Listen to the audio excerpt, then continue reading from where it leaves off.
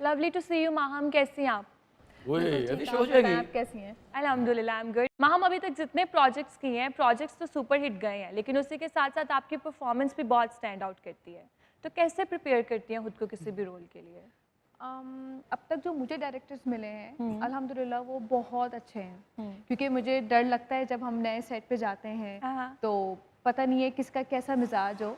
तो अब तक जो मुझे डायरेक्टर्स मिले हैं, जिसमें अगर मैं बादशाह गुलाम सुंदरी की बात करूं तो इसमें तो इमरान भी बताएंगे कि अमीन भाई बहुत बेहतरीन डायरेक्टर हैं। तो मैं उनसे पहले ही हर चीज़ डिस्कस कर लिया करती थी। वो बहुत बड़ा बड़ा फोकस करके बड़े इंटरेस्ट के साथ काम करते हैं। ऐसा ही है, और मेरी कोशिश होती है कि मैं जितने सवाल कर सकती हूँ ना मैं कर लूँ, ताकि मैं जब सेट पे पहुँचूँ तो मैं किसी भी चीज़ में मतलब कोई भी सीन हो या कैरेक्टर, क्योंकि चेंज होता है हर सीन में, आप कभी बहुत खुश हो, कभी आप बहुत हो रहे हो। जैसे कि मुल्क बहुत हंसमुख थी पहले, और फिर शादी के बाद जैसा कि आप लोग देख रहे हैं कि थोड़ा अफसरदा है, तो ये बहुत बड़ा चेंज था उसके लिए। मुर्ख अगर माहम नकवी होती, सच में मुर्ख होती, इस तरह से उसका निकाह किसी एक शख्स के साथ पढ़वा दिया जाता जो उसे कह रहा है कि मुझे तुम में कोई दिलचस्पी नहीं है, तो कैसा महसूस करती?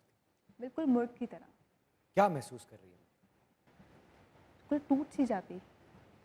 लेकिन अगर इस हद तक की मोहब्बत जिस हद तक की मुल्क करती है बादशाह से, शायद ऐसे ही महसूस करती जैसे मुल्क कर रही है। मोहब्बत ऐसी ही रहती? मोहब्बत ऐसी ही रहती। तो क्या ये फैसला ठीक है बादशाह का, चाहे किसी भी वजह से उसने मुल्क से निकाह कर लिया हो? नहीं, ये फैसला तो बिल्कुल गलत है, लेकिन इसमें असल गलती हमारे बड़ों की हुई है। हाँ, क्योंकि बादशाह ने तो बता दिया था ना। हाँ, लेकिन मुझ तक ये बात बड़ों के कहने पे भी क्या किसी लड़की के पूरे फ्यूचर के साथ खेला जा सकता है? बिल्कुल नहीं, ऐसा होना नहीं चाहिए। लेकिन जिस हद तक की दीवानगी वाली मोहब्बत मुर्क कर रही है बादशाह से, जैसे कि आगे जाके आप लोगों को पता चलेगा, ऐसी भी लड़कियां मेरे ख्याल से होती हैं। होती हैं। तो आप कहती हैं कि मुर्ख जो है वो बादशाह से इतनी मोहब्बत करती है कि अगर वो ये कहे कि मैं दूसरी बीवी भी घर में ले आऊं तो ये रह लेगी? ऐसा होता है और ये नहीं होना चाहिए, लेकिन जिस हद तक की मोहब्बत मुर्क कर रही है वो ऐसा कर जाएगी, और ये लड़कियां होती भी हैं। जो ये कैरेक्टर कर रही हैं वो इतनी कन्विंस्ड है, तो फिर हम क्या कह सकते हैं? सही बात चाहिएगा, यही रहिएगा, क्योंकि दुनिया न्यूज पे चल रहा है आपका फेवरेट लेट नाइट शो, जिसे कहते हैं मजाक रात। देखते रहिए।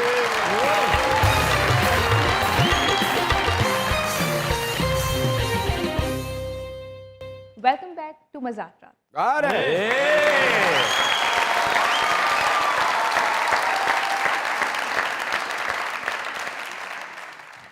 दो तरह के अदाकार होते हैं।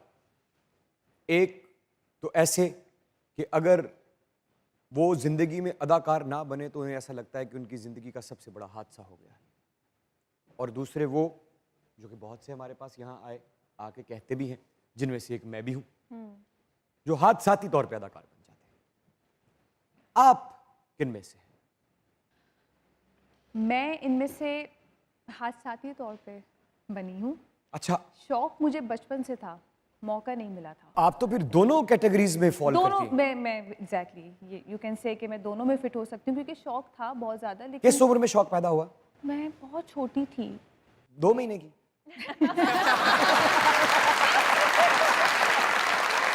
मैं 8-10 साल की होंगी मेरे ख्याल से। लेकिन मुझे ये याद है कि शीशे के सामने खड़े होकर डांस करती थी?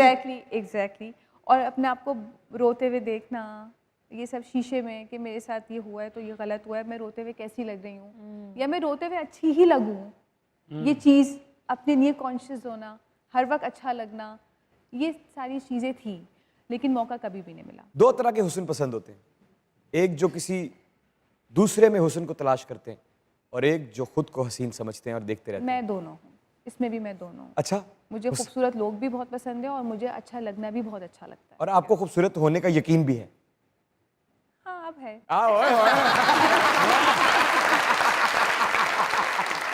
अच्छा, किस अदाकारा को देख के आप में शौक पैदा हुआ था कि मैं भी अदाकारा बनूंगी? अगर आपको अदाकारी करने का शौक था तो यकीनन आपको फिल्में ड्रामे देखने का भी बहुत शौक है। बिल्कुल। तो किसको देख के आप इंस्पायर हुई थी? यमुना जैदी। जब आप 8-10 साल की थी तो यमुना जैदी उस आ वक्त चुकी तो थी? इतना मुझे नहीं याद कि मैं किसी अदाकारों को इस कदर शौक से देखती हूँ, लेकिन मुझे इतना अंदाज़ा है कि मुझे शौक था। लेकिन जिस वक्त, क्योंकि मैं भी बिल्कुल बहुत ज़्यादा ही मैंने कम काम किया, इतना टाइम हुआ नहीं है। कितने साल हो गए आपको? मुझे 3 साल हुए हैं। क्या बात है, 3 साल में स्टार बन गई हैं आप। अच्छा, एक तो कैटेगरी आपने बता दी, क्योंकि आप दोनों में फॉल करती हैं। एक कैटेगरी का तो आपने बता दिया कि आप बचपन में शीशे के सामने खड़े होकर रोती थी, और रोते हुए इस बात का खास ख्याल रखती थी कि कहीं खुदा ना खास्ता मेरा चेहरा बिगड़ ना जाए और मैं बदसूरत ना लगने लगूं, मेरा हुस्न वहीं का वहीं रहे, आंसू टपकते रहे, मैं रोती रहूं लेकिन हसीन रहूं। इतनी चीजों का ख्याल रोते हुए बहुत ही कम लोग रखते होंगे, या उनके जहन में भी कम ही आता होगा। लेकिन आपने फिर दूसरी बात ये भी कही कि मैं दूसरी कैटेगरी में फॉल करती हूँ, मैं हादसाती तौर पे एक अदाकारा बन गई हूँ। तो हादसाती तौर पर आप कैसे अदाकारा बन गई, जरा इसका जवाब तो दीजिएगा। मुस्तकिल मिजाजी नहीं है आप में बिल्कुल। हर मामले में? काम के मामले में मैं ज़्यादा इस वक्त बात करूंगी, क्योंकि मुझे हर चीज़ करने का शौक है। मुझे अच्छा। हर चीज़ एक्सपीरियंस करने का गाड़ियां शौक ठीक करने का भी? है।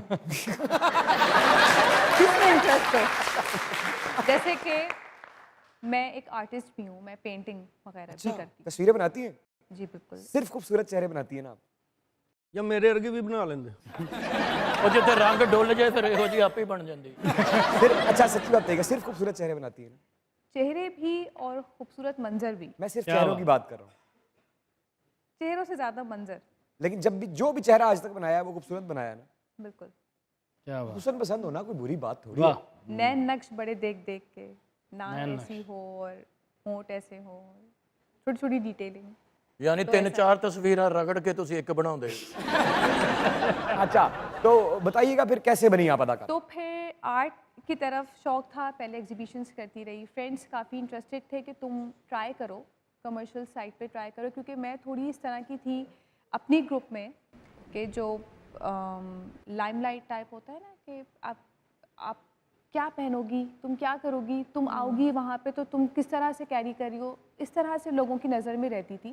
तो मेरे फ्रेंड्स काफ़ी कहते थे कि तुम कर सकती हो, तुम कमर्शियल साइड पे जाओ। मैं कहा चले ठीक है, let's give it a try.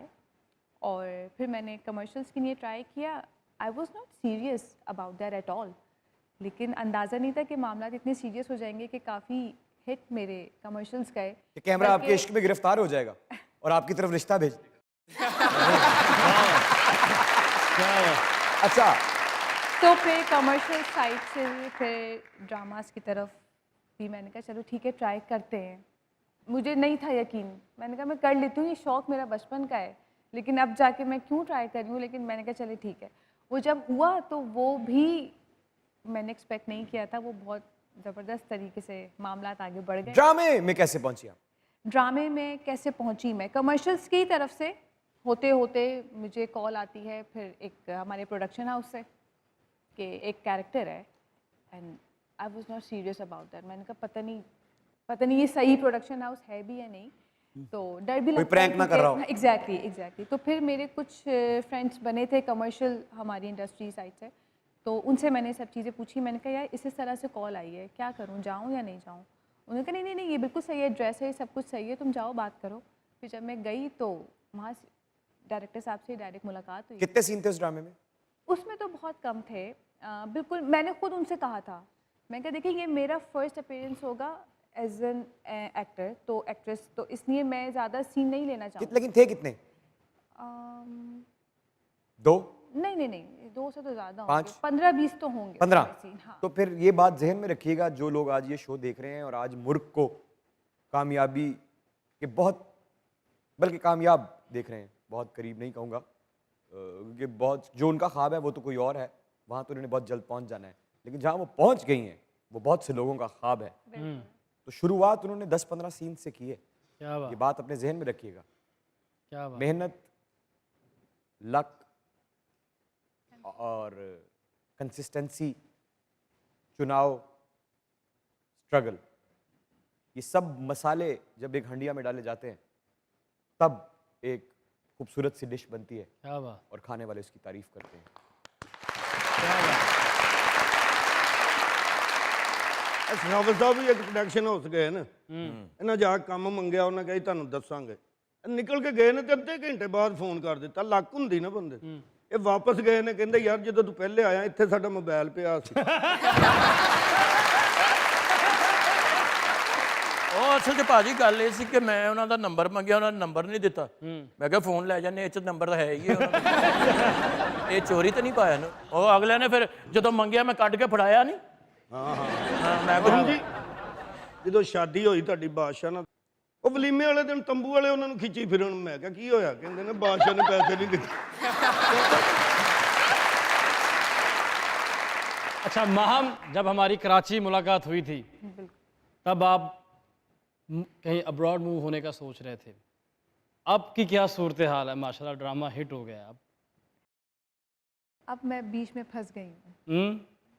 अब जाएंगे अभी भी या काम करेंगे? नहीं, फिलहाल तो मेरा भी कोई इरादा नहीं है, क्योंकि मुझे काफ़ी लोगों ने इस चीज़ को कहा है कि देखिए इस तरह ना करें, क्योंकि हमारे यहाँ नए फेसेस अब बहुत चाहिए।